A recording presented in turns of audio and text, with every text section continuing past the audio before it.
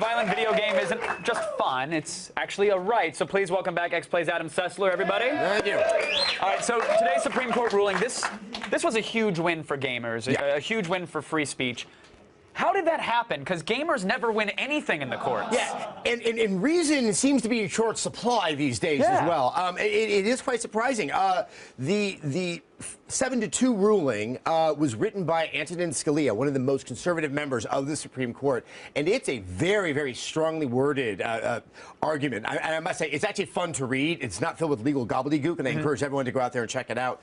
He really says that, look, this is protected speech. You're abridging a First Amendment right and access to that. And it didn't meet something called strict scrutiny, where they have to prove that there's a compelling state interest. In this case, it was supposed to be that, you know, minors might be harmed by playing violent video games. They were referencing these studies that say, you know, violent video games lead to violent children, but that's not really what those studies say, right? No, and he actually really punctures these holes in them. It says, look, you didn't really show it. You didn't show that there's any imminent danger. He actually, in some very funny elements, really made fun of these studies for how kind of, they really had to go through these contortions to make a claim that these kids were being damaged. And because of that, the state really had no interest, and that the law itself was so broad that it really could be applied to anything, and it was quite dangerous. Did he cite the Konami Code anywhere in there? Because that'd be just... No, but he did use Dante's Inferno, the book, and Mortal Kombat in one sentence. Really? Yes, he talks about choose your own adventure books. It's almost like this litany of pop culture of the 20th century coming from Justice Scalia. Well, who were the dissenters? Like, what were their opinions on the actual bill? So the two proper dissenters were Justice Thomas, who wrote one of the strangest things I've ever written,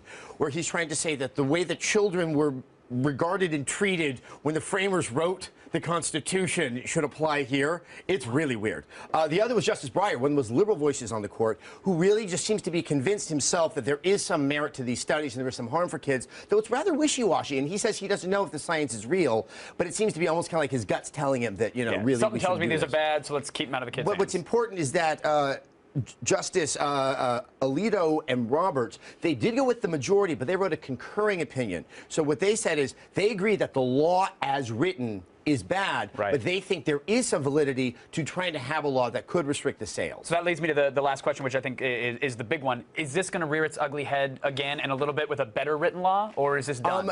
It is so damning what Scalia wrote. It would be very hard to figure out how you could write a law that could service what he points out. I wouldn't be surprised if some state legislatures can get some political hay, and they're going to have one of these laws. The likelihood it'll make it to the Supreme Court because of the precedent set by this ruling is almost nil. So what I can say is the laws are out there, but they're not scary anymore. So hooray for gamers, then? Big hooray for gamers. Hooray for gamers! That's always a pleasure. Thanks for stopping by, good sir.